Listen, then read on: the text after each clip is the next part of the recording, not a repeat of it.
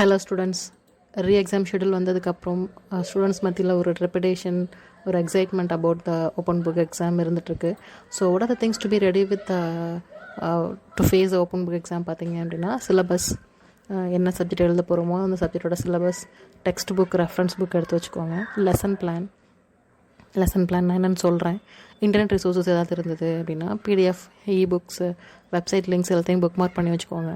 தென் problematic subject நீங்கள் attend பண்ணுறீங்க அப்படின்னா சால்வ்டு கொஷின் பேப்பர்ஸ் இருந்தாலும் நீங்கள் அதை ரெடி பண்ணி வச்சுக்கோங்க. கமிங் டு லெசன் பிளான், உங்கள் ப்ரௌசரில் போய்ட்டு subject code, subject name, lesson plan type பண்ணுங்கள். Search for the link. எந்த லிங்க்கில் அந்த லெசன் பிளான் இருக்குன்னு நீங்கள் தான் சர்ச் பண்ணணும். சிலதுக்கு உடனே அவைலபிளாக இருக்கும். நான் வந்து மொபைல் கம்ப்யூட்டிங்கோட லெசன் பிளான் எடுத்திருக்கேன். டெக்ஸ்ட் புக்ஸ் நம்பர் கொடுத்துருப்பாங்க, தட் இஸ் T1 T2ன்னு. சிமிலர்லி ஃபார் ரெஃபரன்ஸ்க்கும் நம்பர்ஸ் கொடுத்துருப்பாங்க. நெட்லேருந்து எடுத்திருந்தாங்க அப்படின்னா W1 கொடுத்துருப்பாங்க, பக்கத்துலேயே அந்த லிங்க்கும் கொடுத்துருப்பாங்க.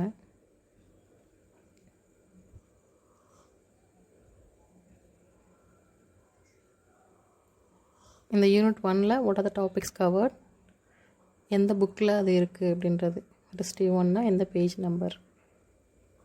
சில காலேஜஸ் அவங்க காலேஜ் வெப்சைட்லேயே நோட்ஸ் அப்லோட் பண்ணியிருக்காங்க, நீங்கள் அதை கூட ரெஃபரன்ஸாக யூஸ் பண்ணிக்கலாம். If you have any doubt, please do write in comment box.